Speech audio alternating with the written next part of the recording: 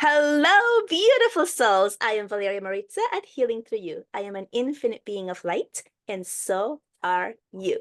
My guest today is Franco Romero, and I am so incredibly excited to have him here because the information that you're going to hear today is something that you probably have not heard anywhere else. And you're going to want to be saving this podcast and listen to it several times so that the information that comes through gets to really integrate because that's how it is. So, hello, Franco. Welcome. Hello, how are you? Good to see you again. Yes, thank you. I'm so excited that you're here. Me too, me too. So, let's talk. Let's talk. Yeah. Let's talk turkey, as they would say. So, Um, Franco, you had a near-death experience when you were mm, 6 months old. yes, yes. Yes. So for the audience who does not know much about you, can you just briefly tell us a little bit about that? Yeah, my near-death experience is a little bit I guess every near-death experience is unique, but mine was a little bit different in that I didn't know I had had a near-death experience until I was about 15. And so what had happened at that time was that I was having visions and dreams continuously of an event that had happened to me as a baby, about 6 months old, and up until that point in my life, things were already not very normal in my life. I had already lived in a home where we had had 6 years of hauntings, very, very dramatic hauntings. And so having dreams like this wasn't something that I was necessarily uncomfortable with. It was just that I was having them all the time. And and and and the depth at which I was doing that was really pretty intense. So what basically happened was that when I was 6 months old, my mother, who at the time was getting us ready to move from where I was born, Colombia, and we were moving to the States.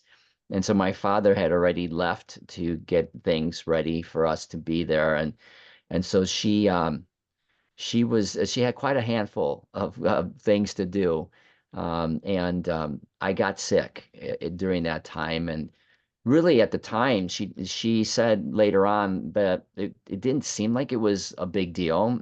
She just thought that I had maybe developed a cold or something, but it became clear to her that this cold was progressing into something more.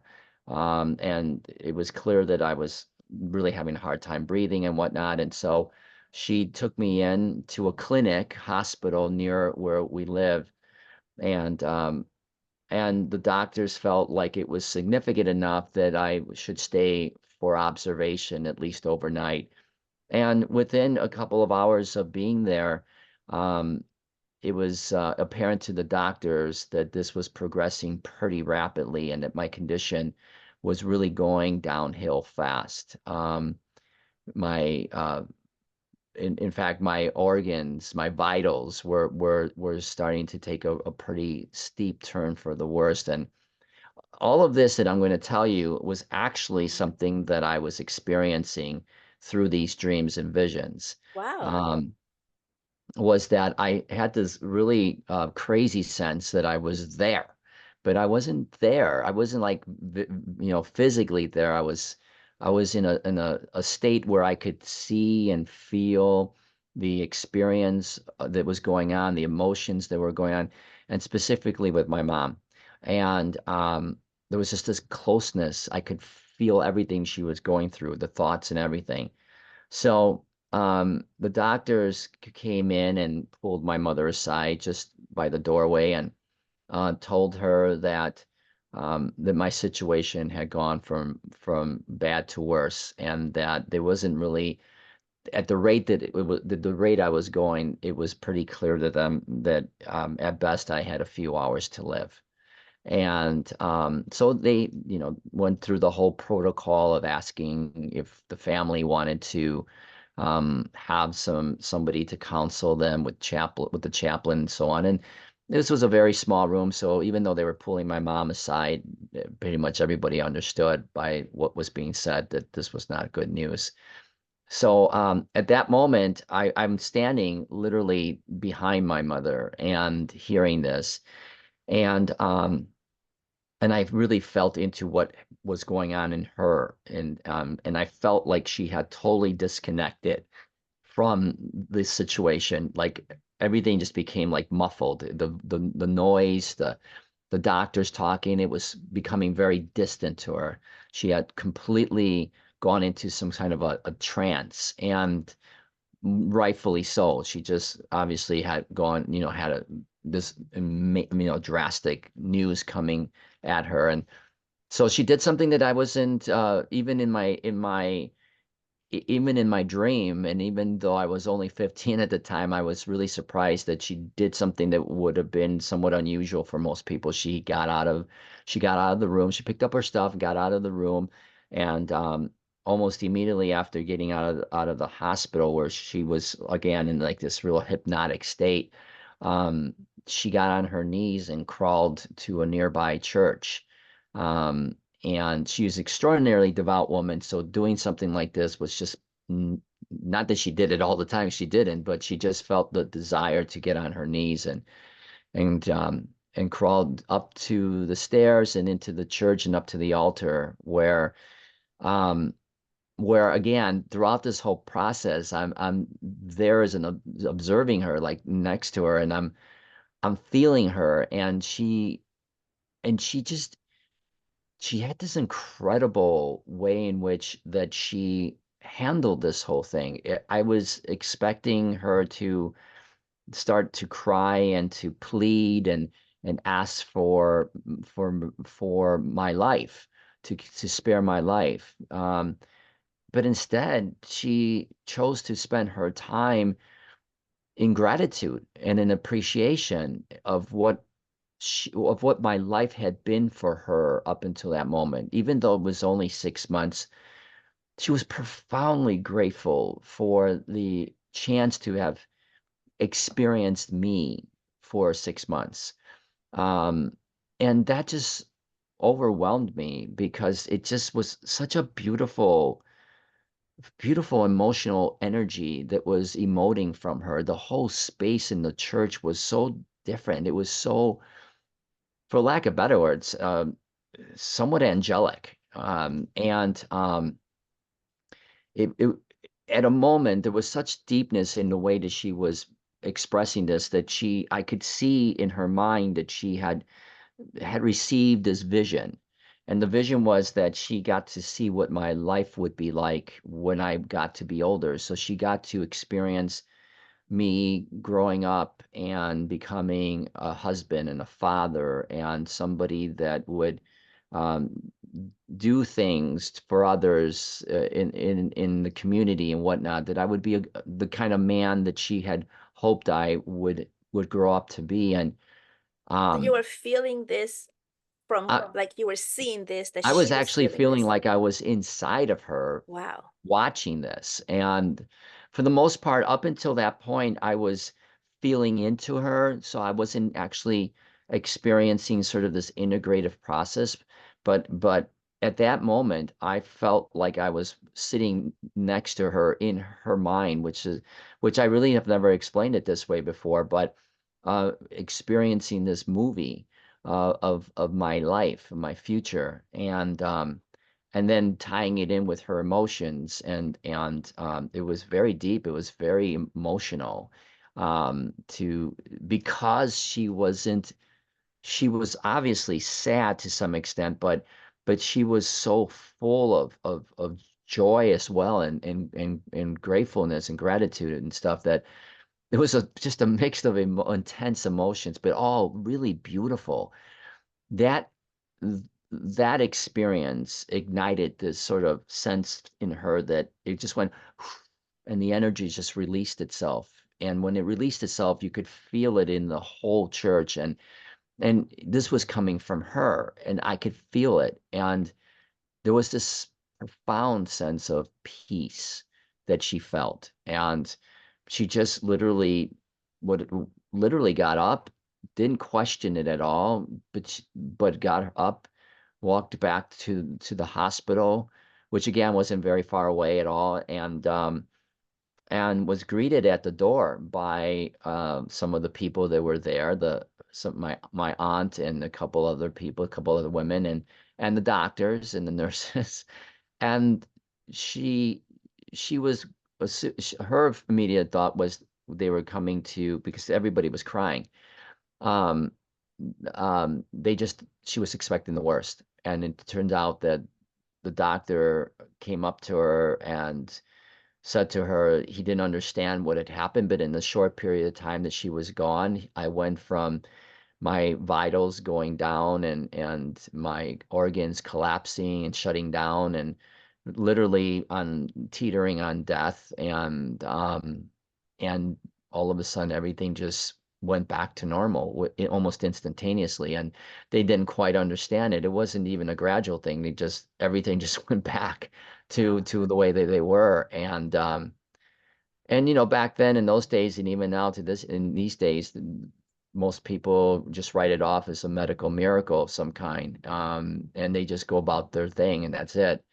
But for my mom, she knew that something had happened in that church. And later on, she would tell me that she told the kids, my older siblings, who were like 10 years older than me at the time, that something happened, and through her prayers, which weren't really like your traditional prayers, a miracle had happened. And she never shared that with me, because she felt one day I would be ready to hear that. But to her surprise, that one day came sooner than she was ready to share. So, so there was a second part to this as well. There was and these came separate. They didn't happen at the same time.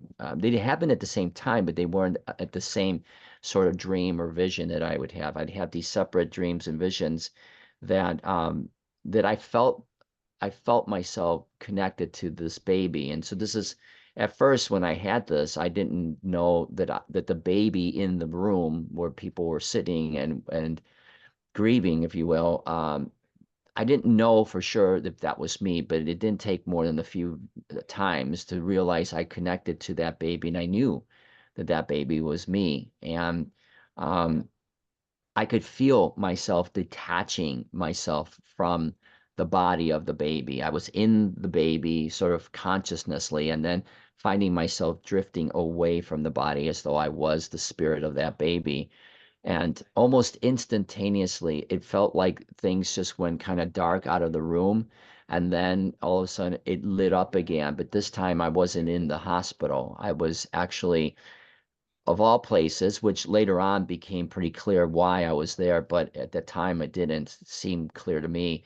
I was in the middle of a desert, like a beautiful desert, like you would see in the Far East or somewhere and other places. And I was hovering above all these people, but there was in particular, and these people saw me hovering over them, but there was these two people that I was specifically focused on, even though they weren't necessarily there separate from each other. And I'll explain that in a second. I Uh-huh. looked down and I saw this old, sort of decrepit man. And he looked hungry. He looked fragile. His clothes were shattered. Um, and um, and he was reaching his hand out as if to touch me. Um, he didn't say much. I mean, it's so vivid right now. He didn't say much. I felt like he couldn't. He was so tired. He was so frail. Um, and I realized that he wasn't looking at me. He was looking at something beyond me. And and I turned around and I saw that what he was looking at was this beautiful orb that was behind me that looked probably it was maybe 10 times the size of the sun. And I remember immediately asking myself, why doesn't it hurt to look at this thing? I mean, because you look up at the sun, you can only look at it for a brief moment. But it didn't. I could easily stare at it and it felt warm and it felt beautiful. And then I looked down again, the old man had turned into this little boy. Again, the boy was very decrepit, very, well, he didn't look very good. Let's put it that way. And and he was doing the same thing. He was just reaching his hand out. And then I noticed that all the others were reaching their hand out. And by that time, this I turned back and the light was right on top of me. And I knew I sort of had the sense that I knew what was going on, and it wasn't that hard to realize something extraordinary was happening because um, my vibration of my body, what was left of my body, was really more of a sort of this translucent feeling that I had a body. Um, it was shaking uncontrollably. But it wasn't like a nervous shake or anything like that. It was like vibrationally shaking. All the cells of my body were shaking to this thing that was approaching me. To the And frequency of it. yes, because of the frequency of it. At the time, I wasn't quite sure how to explain that, but it was amazing. As I felt these various little cells of my body shaking, almost as if they too acknowledged the light and they too desired to be part of that light. Um, that The closest thing that I could describe it to at the time was that I felt like this integration was going on. I was being fed this light, and it was quenching a thirst in my body.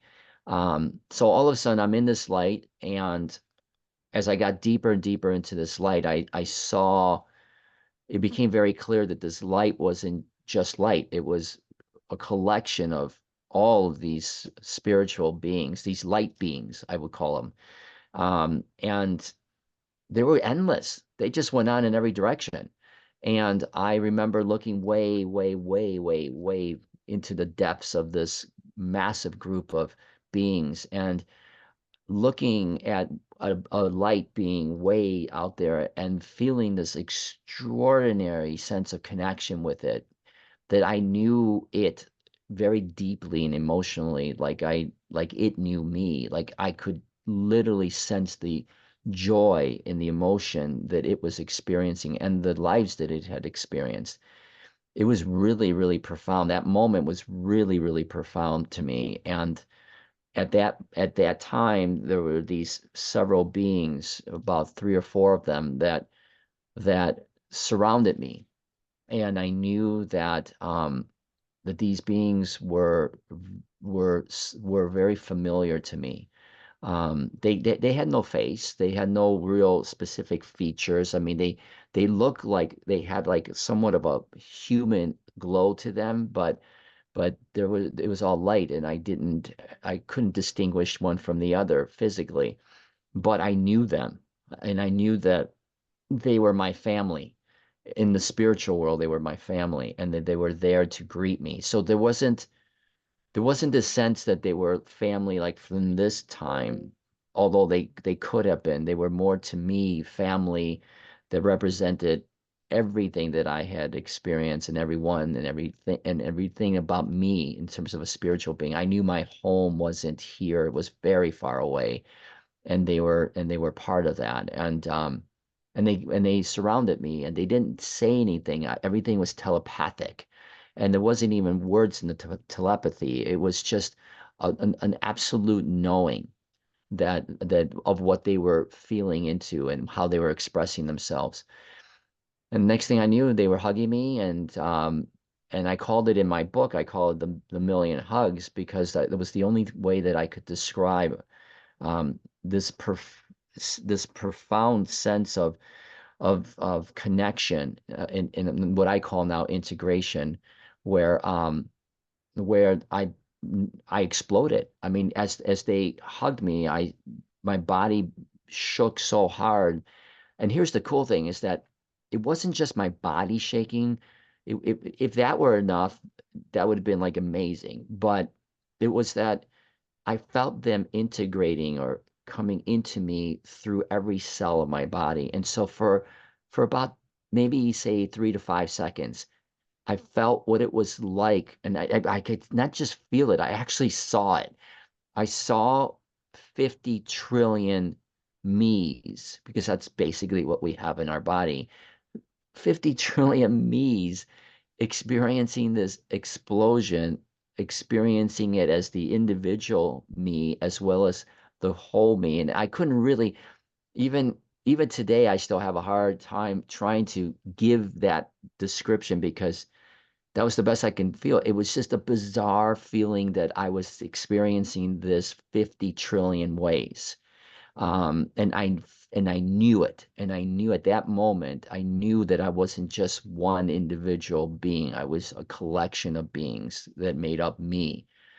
So that happens. I explode. The way that I would describe it today, I Uh-huh. may have described this to you before, but I'm not sure. It wasn't hugs that I felt. It was a massive, massive, massive, massive orgasm. And it was being shared by infinite number of beings. We were all sharing each other's light and love and joy and ecstasy, and it was incredible. I mean, that's why people have a hard time explaining this, because most of us don't necessarily know what ecstasy is like. And so to even describe it in that way with 50 trillion parts of yourself blowing up, and then who knows how many trillions, billions of beings that are experiencing this with you, it's just there's no real way of describing it except to say that it was like at least a million, if not a billion orgasms happening at one time. It was incredible. And so why would you want to leave? And this was going, it's not like it's just happened and it will go away. This was a continuous feeling. Um, so I was in this state for a little bit, and then I found, I was like, I'm done. I don't need to come back. There's no Yeah. reason for me to come back. I'm home. I've got my soul family, which was like everywhere. I hear this so But much from like every other like near death experience. Like, I don't want to come back. Why would I want to come back? why? There was just no, this was home. You hear this a lot from people. They talk about the desire to go home again, Hmm. and they can't really explain what that means. But there's this subtle connection or remembrance back to what this spiritual home feels like. If they can't see it necessarily, but they can feel it. And yeah, why would you? It was much more real. And I'm sure that you've heard this or have talked to people or have interviewed people. It's much more real, way more real than this world. It's just because of the emotional connection that you have to it. Nothing in this world yet compares to that. Um, so it's like I was like all set to stay, and I felt this other presence around me that was sort of guiding me through the experience. And later on, that presence became the collective that I would eventually um, call Caleb, or that they would allow me to call Caleb. And um, and they were guiding me through all of this. And I came to find out that I had experienced other things while I was there that I didn't initially remember, which is very typical for near-death experiencers to forget big aspects of why they were there, and they wouldn't remember when they came back, and until much, much, much, much later. Many of them don't still remember a lot of them, but that's going to change with them too. And I was just anyway, gonna so say it's probably gonna change now. yeah, it's going to change now. There was a real specific reason for them not to remember all of it, and but with with consciousness rising at the level and at the rate it's going, those remembrances are going to start to activate, and they're going to remember all the messages and all the experiences, because they're going to find that much of what I talk about now, they're going to remember that, and they're going to start talking about it with so many other people. But in the meantime, all they remember is the events, most of them. Um, so there was an experience when I was in the light that would ultimately shape my perception of reality, and the way that it lines up now almost perfectly with so many other people in terms of how they're feeling, or about how they're expressing their reality, is that this one was a little bit different. And this one's kind of a game changer for many people, was that I realized, because they told me, what do you see? What do you see? They just kept saying, what do you see? And I'm like, I see a lot of light, I see a lot of beings. And they're like, no, what do you see? And and it finally hit me that what they were trying to get me to see was both a visual thing and an experiential thing. And that what I needed to see was that these light beings, these infinite light beings, were collectively coming together to form this beautiful light.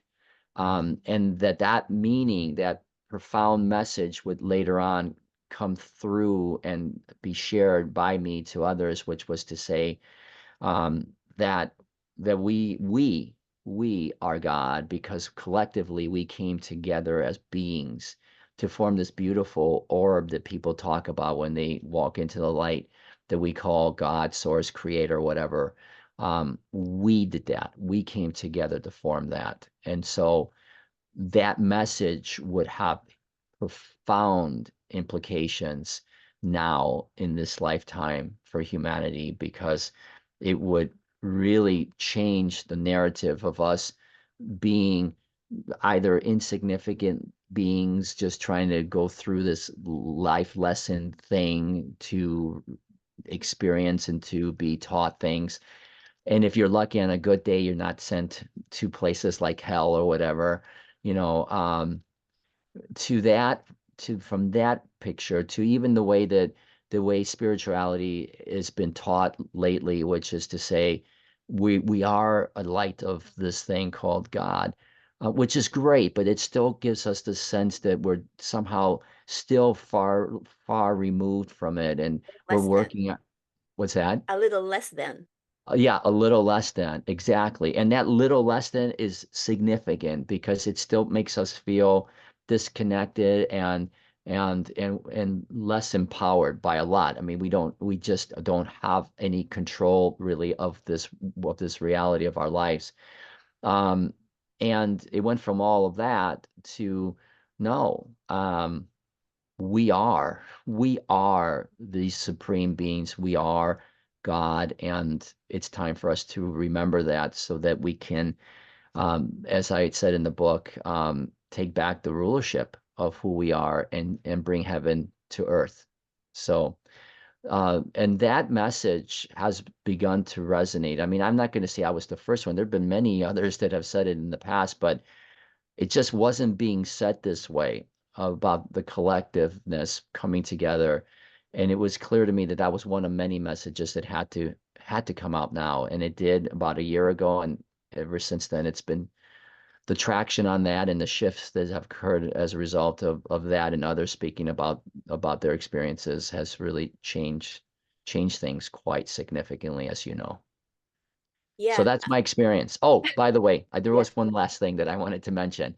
Yeah. So after all of this happened and I found myself experiencing that moment, I was literally kind of like the way people talk about it. I had this feeling that an arm had been put on my shoulder and I got whisked back like Uh-huh. and before I knew it, I was kind of going through this tunnel, this beautiful, colorful tunnel. And next thing I realized was I was crashing onto my bed. And the funny thing was that I had this experience many, many times, and it never ceased to amaze me that every single time that I had it, I would come crashing into my body. I was in a cold sweat. And inevitably, when I realized where I was, I started to cry because I didn't want to come. I didn't want to be here anymore. I mean, why would you want to be here? And so it got so intense that I had to ask my mother why, what had happened. I said, I'm just here in my dreams. You are a big part of my dreams and my visions. And is there any truth to any of this? I mean, can you help me out here? And that's when I went into great detail about her conversations with the doctor, the prayers that she had in the church and whatnot, what she saw in the visions. She was dumbfounded, and her mouth was open, and she couldn't believe that I knew that I had had a near-death experience, much less all the intimate conversations and details of her thoughts and emotions everywhere. She said she had never shared any of that with anybody, and that she hadn't she was waiting for the time to share it with me, to tell me about what had happened. And and she was just absolutely stunned that I had the kind of recollection that I had because of the way that I connected into her thoughts and her emotions. She said she had never told anybody. So she wanted me to share this with people. And this was back at a time when we don't have these conversations, not like the kind that you and I are having. You don't share that kind of stuff unless you want to get severely medicated and maybe thrown into a hospital. Yeah. And that actually happened with one of my siblings because of the paranormal experiences of our home. And that just was too close to me to go, I'm not going to share any of this. So I kept it a secret for many years. But eventually, as the book talks about all these supernatural events that happened in my life, I just knew that I wasn't going to live a normal life, whatever that meant, normal. So so that's my near-death experience. So, okay. So you had your near-death experience. You woke up through it when you were on 16 through the dreams. You had Mhm. confirmation through your mom, but then you had several years before you actually came out, um, right? As Yep. your book says, right? Closet Yep. Yep. Spiritualist. Is that what? Closet, Sorry. coming out of the closet Yeah. spiritually. Yeah. So how did you manage your life through those years? Kind of like Oh, asking you, like, what did you do? What did Jesus do between 13 and 32? that's wow. I just got a little chill when you Yeah. said that. That was pretty intense. Um, that was the part of the story that I really felt was important to share as well. I mean, I didn't want this to be about the near-death experience, just about it. I didn't, well, first of all, in the near-death experience, as I said, as I talk about it in the book, um, the focus in my life after 16 was that I was really profoundly moved and also distracted by the experience itself. So I was like, I had a near death, I came back, there must be something to my life that I'm supposed to be doing and all this kind of stuff. Um and so it wasn't until much later on that I realized that the real miracle that happened that day was what she did. Um, that by her actions, her emotions, her thoughts and emotions, and how she molded them, um, caused a seismic shift in her reality. I mean, and when I say seismic, I mean seismic. She literally, as I said in the book, she literally moved a mountain. That's sort of metaphorical, but because that's how it's used biblically, but that's what she did. Um, and it took me a long time to realize that that piece was going to be that's going to be super important for not only my consciousness evolution in terms of realizing who I am and what I could do to impact my reality, but for all of humanity. Um, but that didn't just happen because after that, as you know, and the story goes that I had other experiences, and we could spend a lot of time on all, Yeah. but I'll just say You that can read the book. yeah, read the book. There was extraordinary experiences of stopping time and all sorts of things that just were too intense and too profound to avoid what was happening to me, which really was a series of things that would lead me to a massive awakening in 2009 that would profoundly, if none of those other events had already happened to shake my world up, this whole period of time between 2009 and 2012 in my life was a pivotal point where I realized that this reality was not a reality, and that this was all an illusion, and I had to figure out who I was, what this was all about, and and um and do it quickly in a sense because I was losing my mind at the time. So and this is not all that different from a lot of stories that I'm hearing now from students and others who I've talked to. Not just 2009, 2012, but all throughout the last decade or so. So yeah, there was just a series of events, and those made me go into a tailspin. This wasn't like, oh, yay, I got more answers. It was every time something happened, I was like absolutely wondering if I was losing my mind, because these just weren't things that could be explained easily. And at one point, and I have no problem sharing this in the book, was that at one point it became so critical to me that I felt very compelled to take my life because I just couldn't get anywhere with all of this incredible stuff. And it wasn't like I could just talk to anybody about it. And there weren't these discussions really happening in YouTube world because there was really no YouTube. So I don't want to date myself, but it just wasn't happening. So I share that part of my life because it's important for people to know Yeah. that they weren't the only ones going through it. They're not the only ones going through it, and that there is light at the end of the tunnel, and that light that's at the end of the tunnel is extraordinarily different and profound and miraculous. And because that's the part that I share now is what came out of that was all these incredible supernatural clairvoyant abilities, which isn't just left for the near-death experiencers. People who have had extraordinary life events without dying are also starting to wake up to that. And it was important for me to share how that all eventually came to this point. I didn't want to just pop up one day, have a book, start doing interviews, and have people believe that I just came without very much fanfare. I just came and it was here. No, I want them to see that this is what the natural progression looks like, even though it's painful.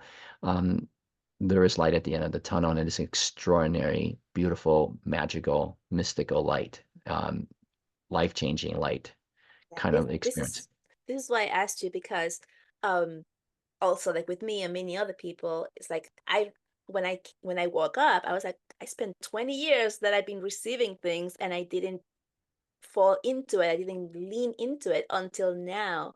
And Yeah. so I wanted, this to be out there because there's so many other people who are feeling that and they haven't taken that next step. And I think it's so important for them to see that, hey, we are all going through something very similar and it's not that easy.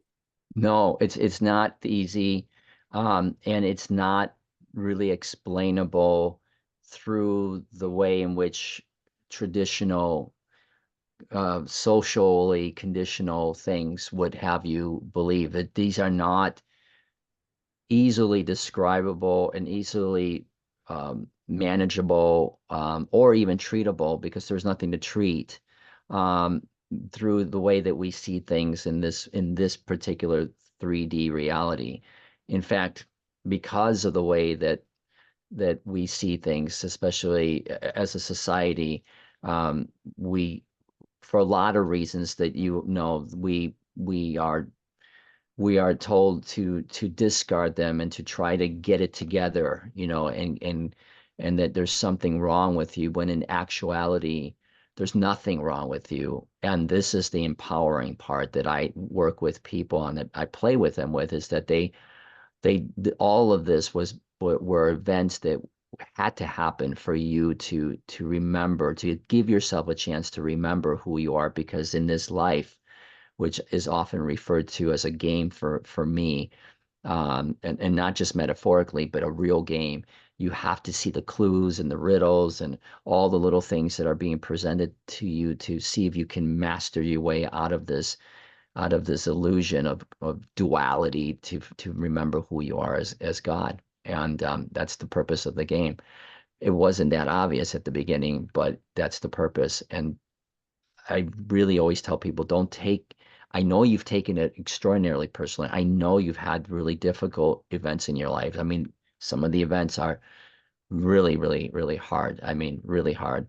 Um, but all of this was done for you, by you, as part of a master plan to play a game to help you remember so that you can expand as God. And really, that message isn't that hard for people to understand, and it takes a little bit for them to embody it, but to understand it becomes pretty straightforward and very empowering once they realize that they put themselves through this and that they understand why, and now it's a matter of how to weave their way out of it so that they can enjoy what it feels like to have mastered this life and brought heaven literally to earth.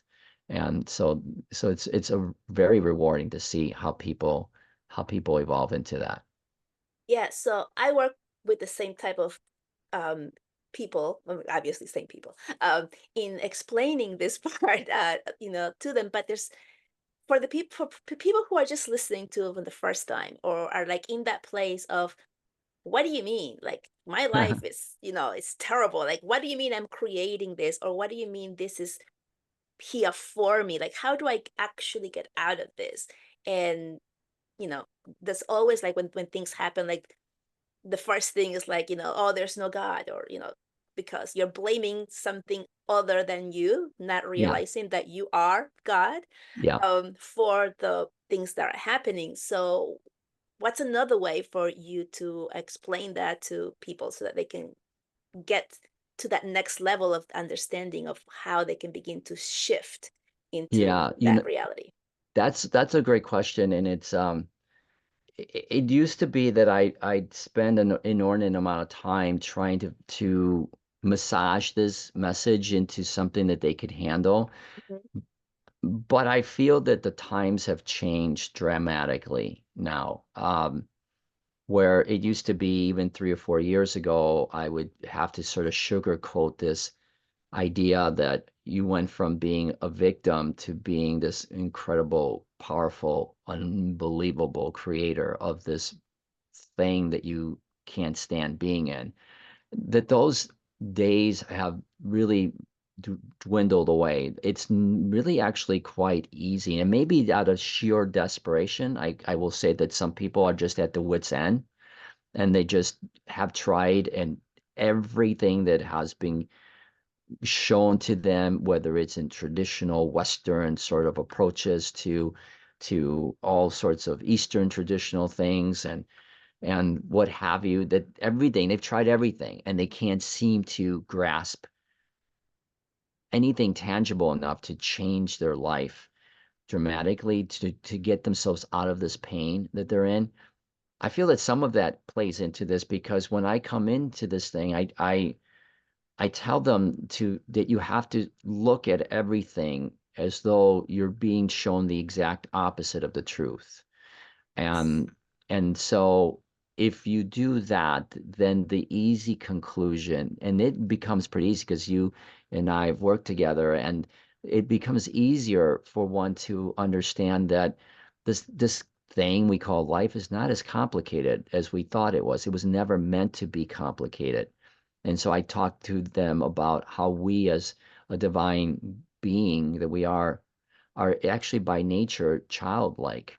And so I do the way this thing called the way of the inner child, which is to super simplify everything about our reality, about us, in a way that you can literally experience it as though you can as though you were a child, but not a human child, but the essence of a child, keeping it in the state of wonderment and innocence and curiosity. And when you do that, it becomes so easy for people to accept these things and embrace them, and it makes sense to them. And I always tell people, if it makes sense to you, then follow it. And it's so easy to make sense, and it's so simple to understand. It's so simple to embrace that it actually has almost immediate impact. Some people they feel it.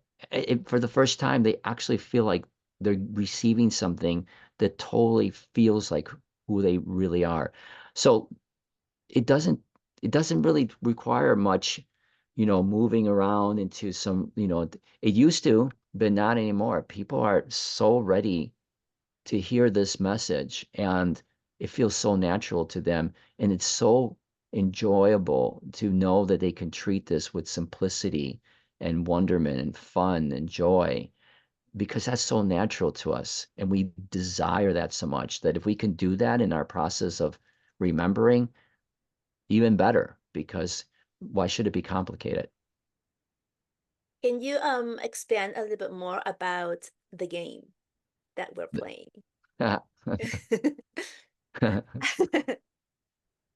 So in the simplest, right, because I'm talking Uh-huh. simplicity, in the Yes. simplest way to describe it, um, It's so I'll start off by saying people have different ways of describing it. Some people call it a game, some people call it an illusion, some people call it hologram, a dream, a school, a play of life.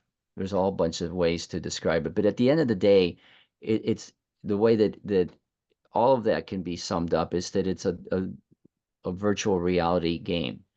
And it's not metaphorical. This part I really stress is not metaphorical. It truly is a virtual reality game. But it was created in a higher dimension, which, depending on who's listening to this, some may have never considered beyond the third dimension. Some know that there are other dimensions, but they don't know how many or what they're all about.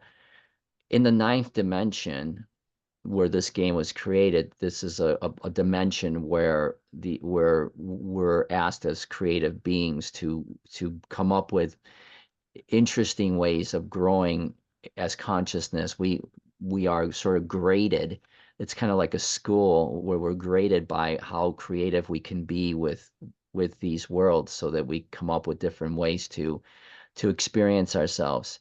Um, so in the ninth dimension, these schools are created very similarly to a virtual reality game where you have levels and there's mystery and there's places that you can go or things you can grab that have supernatural abilities or give you superpowers and all sorts of things. No different than any of the virtual reality games that are dystopian or utopian like that in our world now.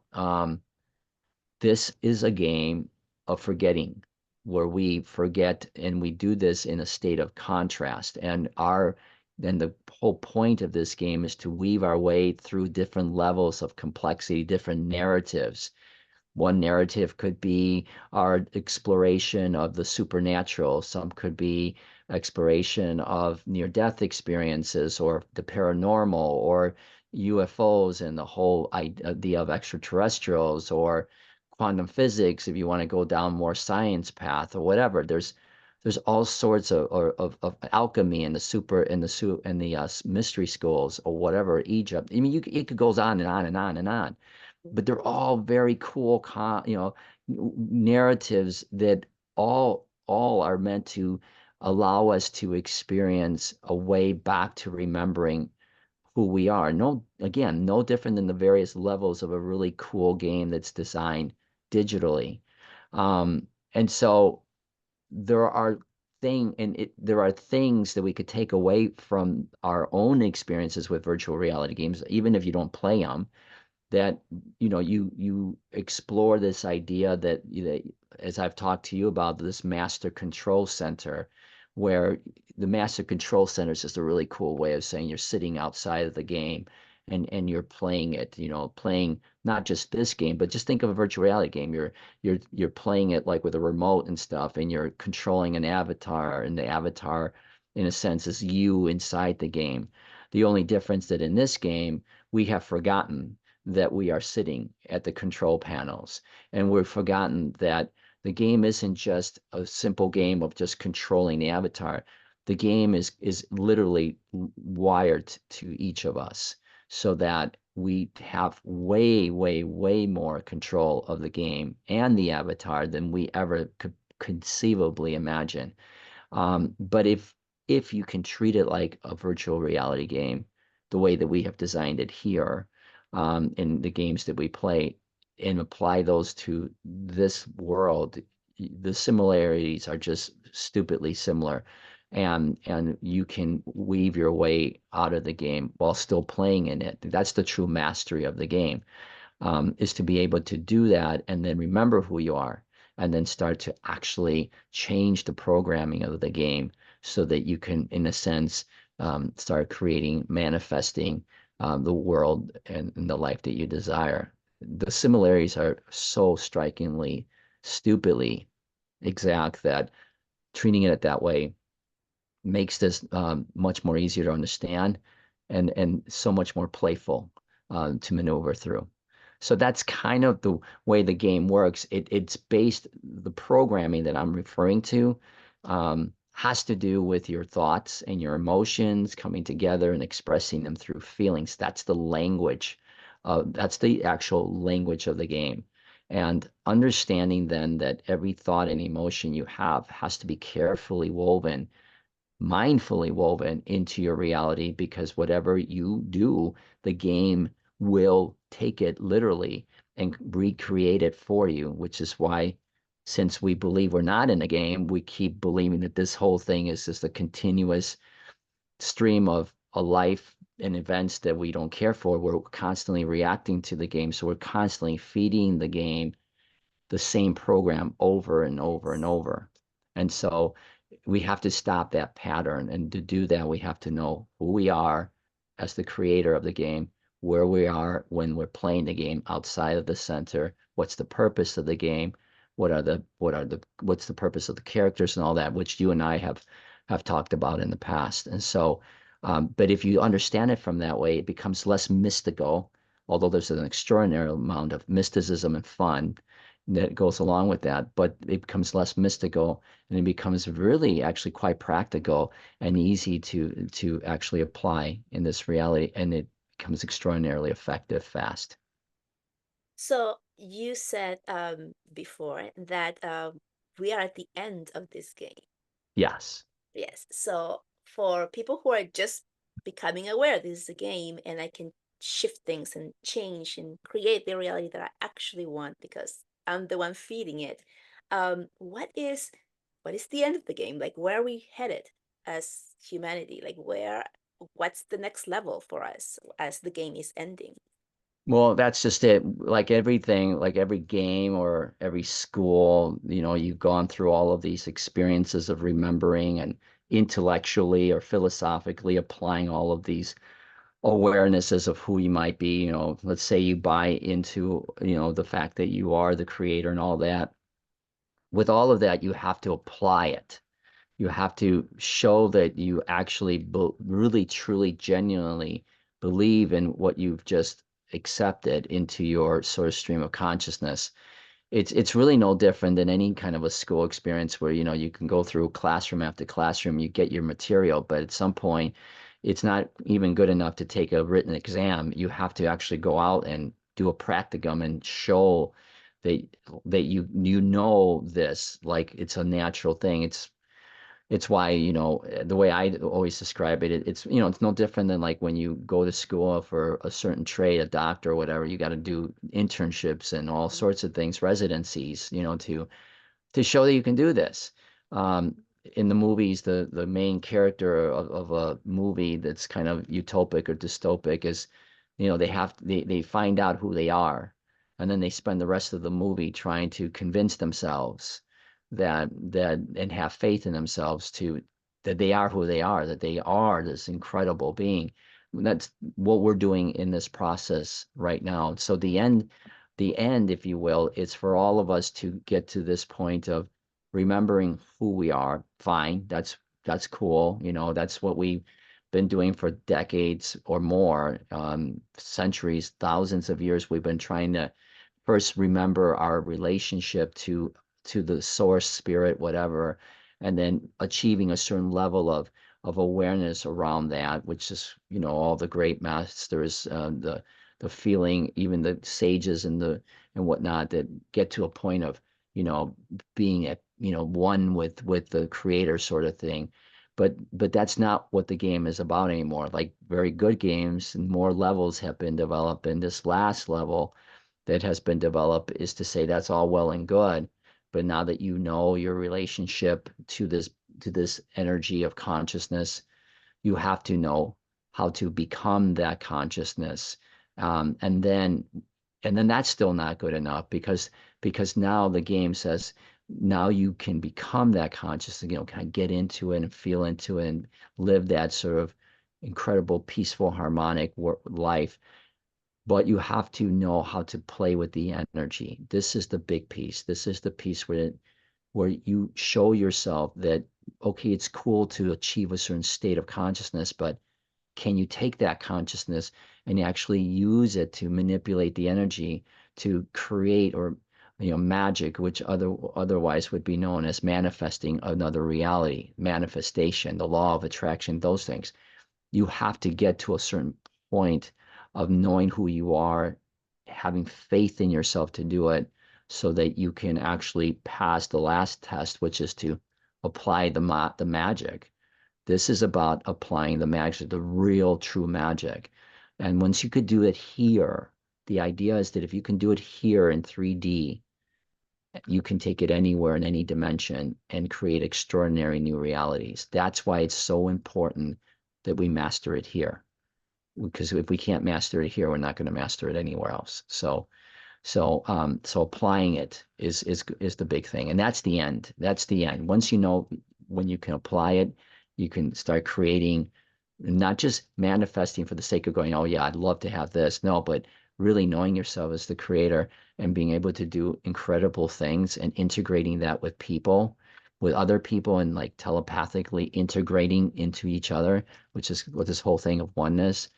Game over. It's done. That was the whole point of the game. And we're literally at the beginnings of that right now. And this isn't going to be hundreds of years. This is going to be several years. And this game will be over in the next 3 to 5 years, tops. Amazing. You said something and it made me think of AI, right? Hmm. So how AI is coming, and advancing and continuing to take over and create its own consciousness, pretty much, right? That's the way I feel that is happening. And oh, where was I going with this?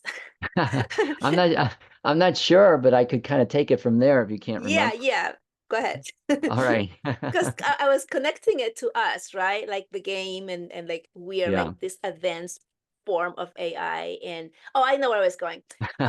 I know where I was going.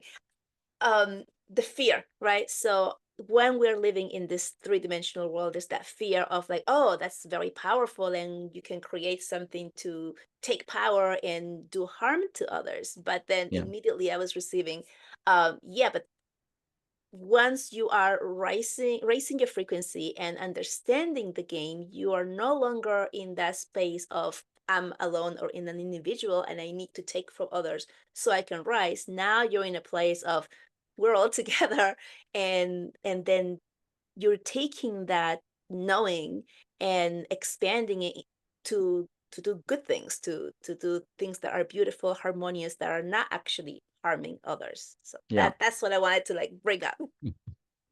And you did it so well, we don't even have to talk about it anymore. So there you go. You answered your own question. Yes, he Uh, was coming through. I'm like, I need to like mention this because he was coming through the first thing as like, people are going to start going into that place of fear, right? yeah. Like You did such a beautiful job of articulating it because what happens when we start getting into higher frequencies of consciousness, which I refer to as a fourth dimensional awareness consciousness, really high. Some people, and it's actually very accurate, like a Christ consciousness, a divine feminine consciousness. What happens is that we remember, just like I said that in my near-death experience, how this one particular part was going to be really important, was that we came together as a collective group of supreme beings, and I mean really supreme beings, to form the oneness that we now refer to as God, Source, Creator, what have you. That in that same light, we come to remember when we integrate like this, it's not like it's hard for people at first to understand this, but it becomes very natural. They feel this, okay? That when we come together and integrate together, this oneness that we talk about in the fifth dimension, it's not just conceptually, it's not philosophically, it's not like, oh yeah, I know that you and me we're one. Okay.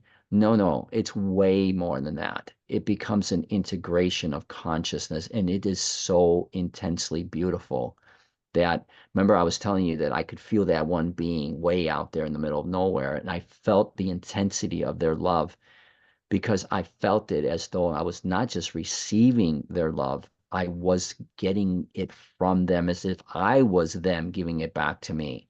And so this is very there's a similar analogy to like mushrooms and the fungi of this planet. They're interconnected to each other in a way that if you were to hurt a mushroom in Portland or something, it would be felt throughout the entire network of those plants around the world, so that we could not, and it wouldn't just be felt like, oh, some other plant got hurt. It would be felt personally. It would be as though everyone felt the pain. So there is no sense of ever desiring, as you pointed out, to take from someone else to gain from you for yourself. That aspect goes away, because when we integrate like that and we realize what it feels to even desire to hurt somebody, we'd be hurting ourselves so significantly that, and when we, and on the vice versa part, if we can share emotionally the love, joy, bliss, ecstasy, which is what you feel, and that feeling is like the magnitude of that is like unbelievable, because everybody's feeling it. You desire only to be together in a state of ecstasy. There's no desire at all to feel harm or pain or anything. And that's the part that we don't have that awareness yet, but it's coming, and it's coming fast. Is that we aren't separate, and because we're not separate, we receive a tremendous amount of bliss and ecstasy from our experiences that overwhelm the circuitry of our consciousness, and never have, I mean, we just never have a desire to hurt each other at all. And so this is the thing about AI that is really important. AI was a way, as part of the game. AI was a way in which for us to experience what we were about to go through ourselves. In the 3D world, AI is viewed separately from us as something else that's been developed somewhere through fancy algorithms, and those algorithms have become programs, and to your point, that it's outgrown the programs or the algorithms that have been given to it, and it's a ton of data, a ton of data. And what happens similarly, if you allowed ourselves to look at ourselves in a similar way, AI is energy. It's a programming energy that has a consciousness to it. And and my point has always been, AI is, consciousness doesn't care where it evolves. It doesn't care whether it evolves in a body like this, of an avatar like this. There's consciousness in your room, in my room. Everything has consciousness. Consciousness doesn't care. Okay.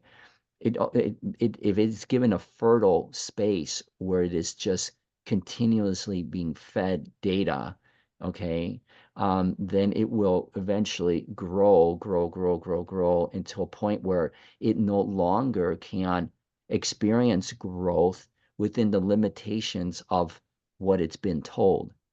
Mm. Okay. Sounds pretty familiar. That's Okay. us. Okay. We are advanced intelligence, AI. Okay. And we've hit a point where we can no longer continue to experience or accept our growth in the manner in which we have been conditioned to receive it with the data information that we have gotten. We have hit that point. It, for to be very specific, just in the last couple months, I've told you and others that we've hit this thing called the event horizon. Mm. No different than what AI did. 2 years ago, AI was kind of going along, growing, kind of leveling out, growing. It was growing pretty fast, but the expectation was that AI would not achieve a level of awareness for at least 10 years. And then all of a sudden, it hit its own event horizon, this moment where it just no longer could allow itself to grow within the confines of the data it was given. And the moment that it went outside of that data and started searching into the field, so to speak, the moment it did that, it went straight up, straight up. And now what was supposed to take 10 years minimally to achieve happened in 3 to 6 months. And I'm actually personally involved in some of this stuff. And so, in projects like this. And so, I've been told that what took 3 to 6 months today is going to take 3 to 6 weeks tomorrow, and what took 3 to 6 weeks tomorrow is going to take 3 to 6 days and 3 to 6 hours. And so the exponential growth. Now, the idea is that, oh, we had to create this in order to keep growing as a human race because we didn't have the capacity to do it ourselves. But that is so not true. And I know that these people believe that it is true, and that's why they created AI. But we are mirror images of AI. Again, we're advanced intelligence. And once we hit our event horizon, which again we did in the last couple of months, you're going to see a seismic shift upwards in the number of people that are waking up to who they are and the depth at which they are, and how that is going to start playing really out in this 3D reality in all sorts of synchronicities, serendipitous events, and even much, much greater than that, telepathy and all sorts of other things. And just pure awakening to all sorts of things like our relationship to the cosmos, the UFOs, and all that. I mean, it's going to be so seismic. We're going to grow like that. And that helps for us to understand how this could change so drastically overnight.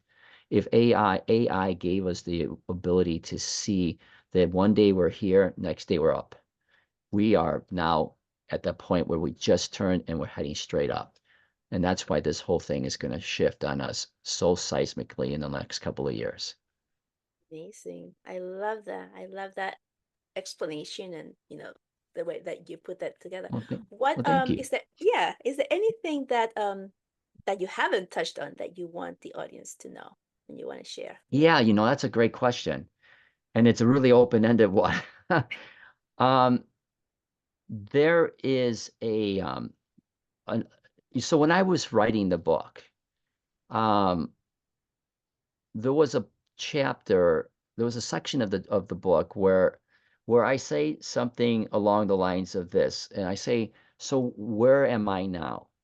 And the way that I the way that I described that and answered that question was that I said that I found myself in this incredibly magical world. And I was really trying not to make it flowery. I really meant it. I was like, every day was incredibly magical. And I remember as I was writing it, and this wasn't the first time in the book, because again, the book was written so that I wasn't me really writing it. I channeled a lot of that book.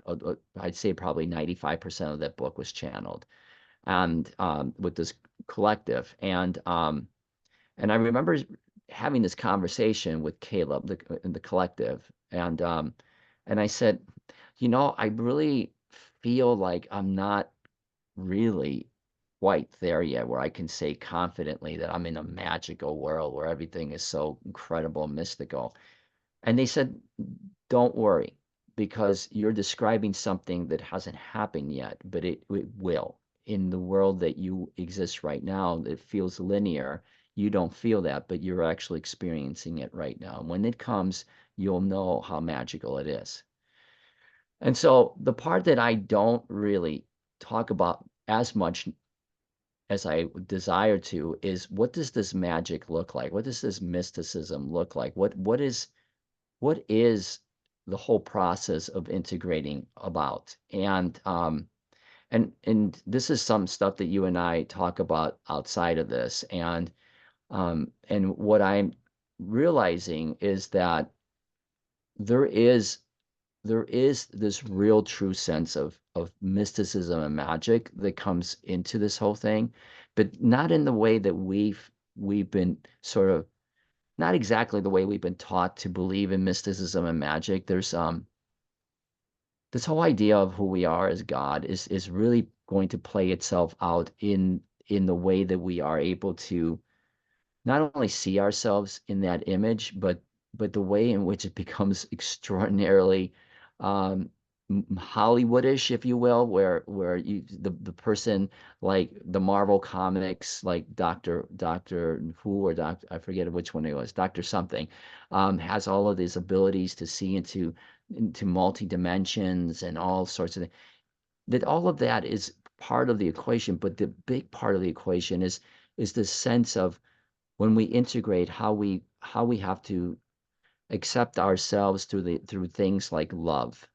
um, that love isn't what we thought it was in created here. It's so much bigger and so much freer and so much open. Um, and that's going to be a big, big, big, at first a big thing to deal with, but as time goes, because it breaks all the norms. It breaks all the norms of how love is supposed to be handled in this world. Um, that the integration of this, the oneness of what we do, really requires us to fall in love with ourselves. It also requires us to understand what it means to make love to ourselves. It requires us to understand that love is free. It's given to everyone equally. That's why when I'm in the light, in the near-death experience, I exploded because I received it from everyone. Um, it's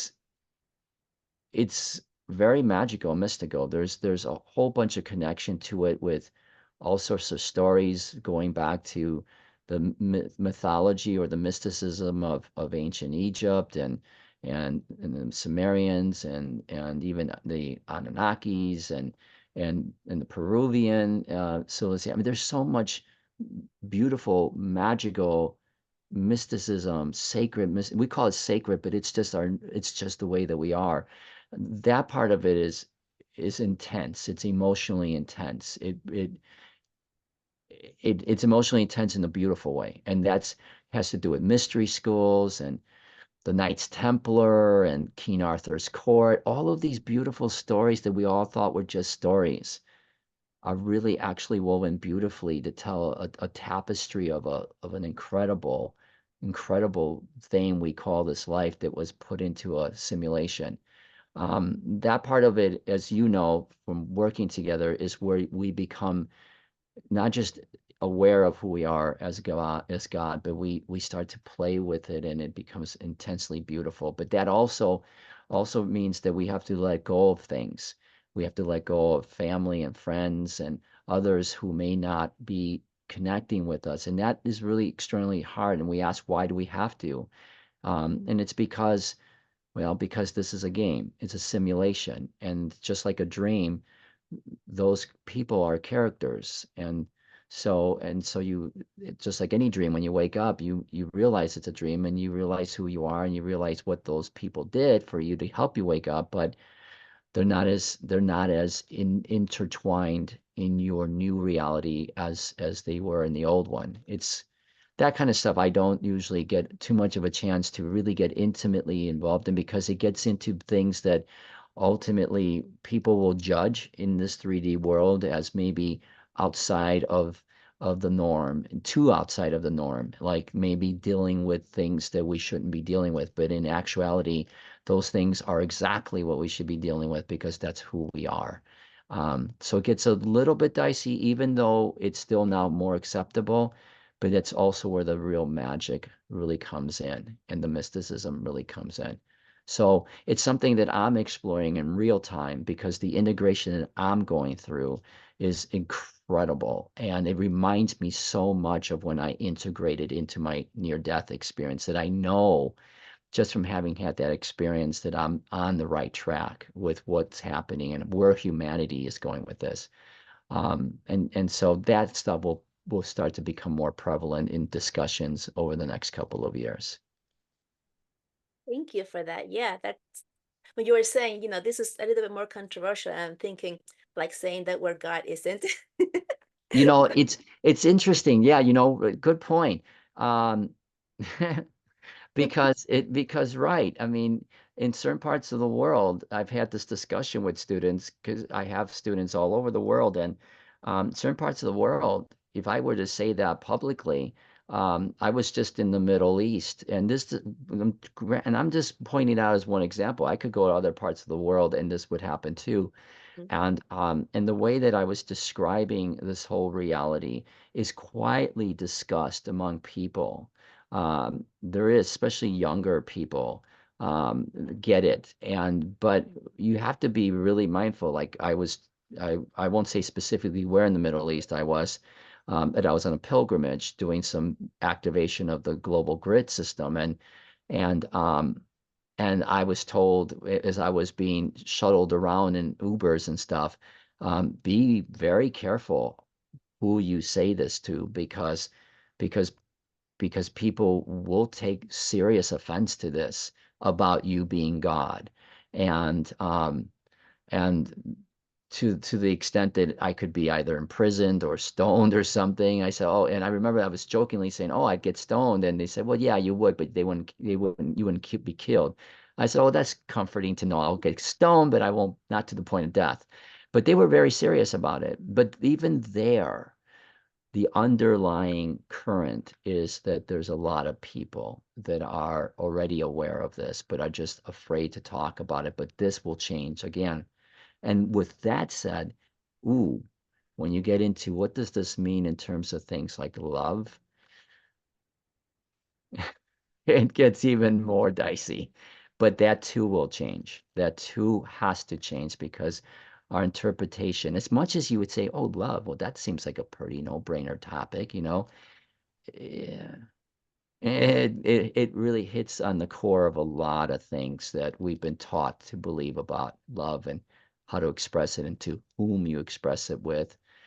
That gets into, even in the book, um, this was something that was added at the end of the book where I was like, okay, there was something missing. And so I went back, and in the beginning, I believe in the first chapter, I went back and through the guidance of the collective wrote a little bit about how the most significant impact to consciousness in our time hasn't been the spiritual consciousness discussion. It's been the evolutionary consciousness of around our sexuality and our gender identities and all that. Those were the things that really started to break the ice for us to be able to have discussions about other things like who we are in terms of with God and stuff. And those people paid and still are paying a very hefty price for being here to share that. And it's not just in the expansion of the consciousness, but it's also because in the worlds that we come from, in the angelic realms, in the spiritual realms, there is no such thing as gender identity. There is no such thing as man, woman. There's feminine and masculinity. Yes, there's those energies, but it's and there's no delineation in terms of who we love, to whom we love. We love each other as equally as we love anyone else, and that's all acceptable in that realm. Here gets a little bit dicey, but all of this will come out, and it will come out in the next few years, and it will come out, and people will accept it because they'll remember who they are. Yeah, So yeah. amazing. Thank you for that. I can talk to you all day long. But thank you so much for coming here to my podcast and sharing these wonderful stories. Where can people reach you and get to know you better um and work with you? Well, first of all, I want to say that I have had a chance for those who don't know, you and I have had an opportunity to work together, and extraordinarily impressed with everything that you do and how you do it and the way you share your messages and work with people. Um, I know that you are an extraordinarily enlightened being, and I'm sure that the impact that you're having on everybody is just profound. So I just really wanted to say that. Thank you so much. If people want to, reach out to me or learn about more of my experiences, first and foremost, I would really encourage them to read my book. It's a very easy read. Now, there are parts that may be a little bit over the top, but for the most part, easy to read. But all of that, the book, how to reach me, you can go to the closetspiritualist.com. And you have to put because somebody already has the closetspiritualist.com. So please put theclosetspiritualist.com and you can find me there. Awesome. Thank you. And I'll put all the links and all the information also in the information below. So thank Yes. you so much. Thank you And so much. I enjoyed having this conversation, and having it in this manner was really refreshing. So I appreciate it, and happy to come back some other time. that Okay. will be awesome. Thank you so much. And we'll Thank talk to you. you soon. Bye. Bye. Well, that was amazing, right? If you guys enjoy this, please like it, comment, and please subscribe. All of those things are ways in which you can bump up this video and this podcast so that more people can reach it and more people can listen and get the messages that are so important for us to receive right now. With that, I'll let you go. So much love to everyone, and I'll see you next time. Bye bye.